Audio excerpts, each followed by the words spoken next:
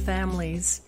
This is Emmylou Penrod, and today I want to talk about inclusion.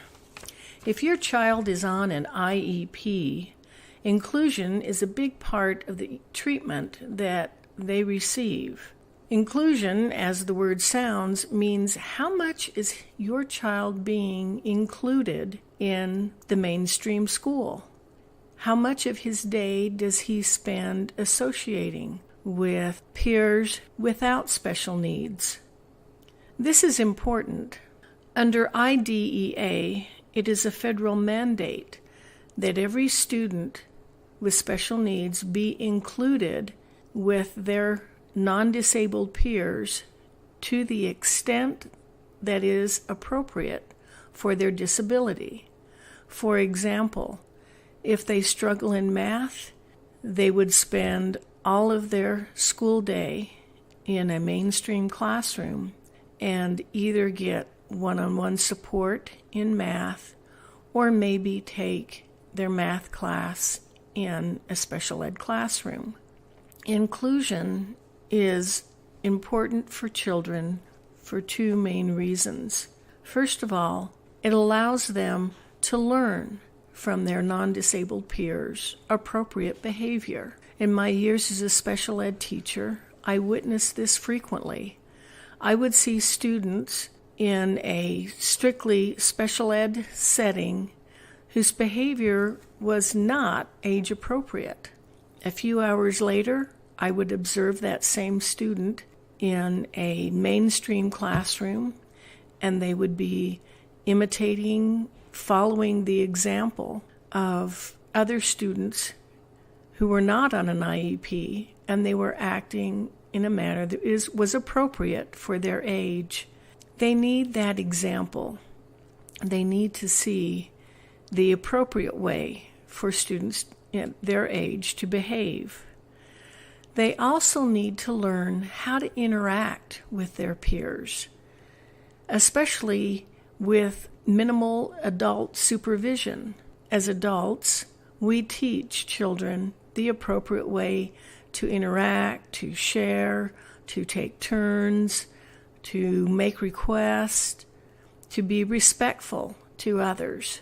But our hope is that eventually they manage this behavior on their own, and they don't always need an adult there to intervene, to supervise. Children with special needs need to learn that skill too. Remember that for your child, the long-term goal is to prepare them to blend in with the rest of society, to be able to take care of themselves, hold down a job, resolve a conflict with a neighbor, and get along and fit in with society. They need that opportunity of interacting with their peers to do that. They also need to feel like they belong, that they have value, that they have something to contribute. This is another reason your child needs inclusion. They need to be included in the school where they attend. How can you make sure that your child is being included? First of all, be aware.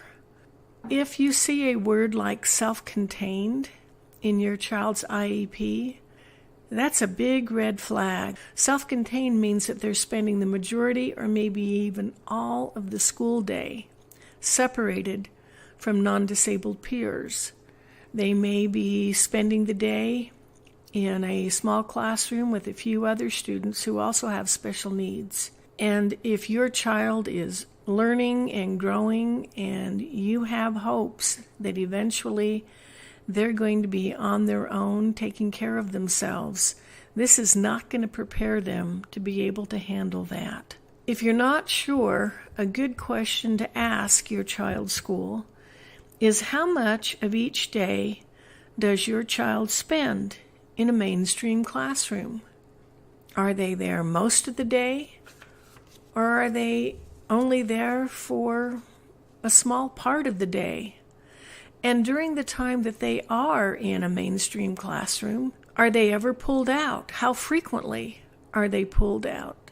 And for what reason? Are they ever sent out of a mainstream classroom based solely on their behavior?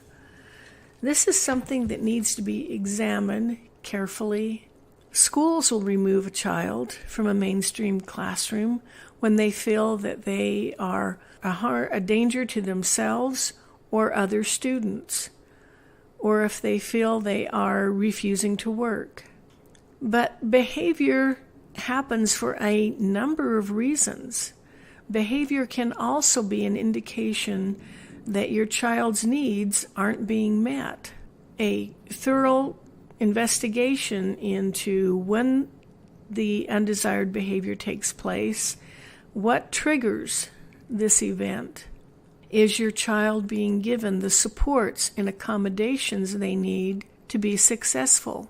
Many simple things, such as changing your child's seating to sit closer to the teacher in front, providing them with more one-on-one attention, or allowing them breaks when they are feeling agitated to just leave the classroom for a few minutes, teaching them coping skills, how to deal with their stress. All of these will help your child learn how to adapt to a mainstream classroom and will benefit them in preparing them for independent adulthood. Make sure that you are communicating frequently and effectively with your child's school. Form a collaborative team. Focus on your child and the best approach for not only their academic progress, but their social progress, their emotional progress.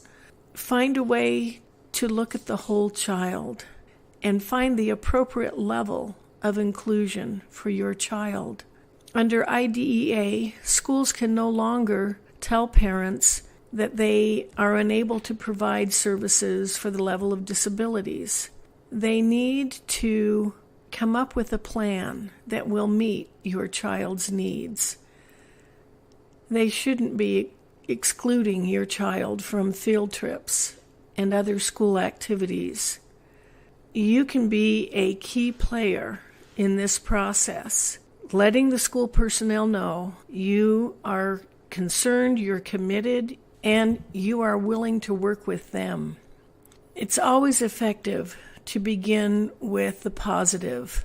You can talk about what you appreciate about the school, the things that you like, and then you can talk about your picture of your child, the visions and goals you have for them, and then talk about how the team can collaborate to make this a possibility for your child, how your child can be included in the mainstream classroom as much as possible, depending on their disability.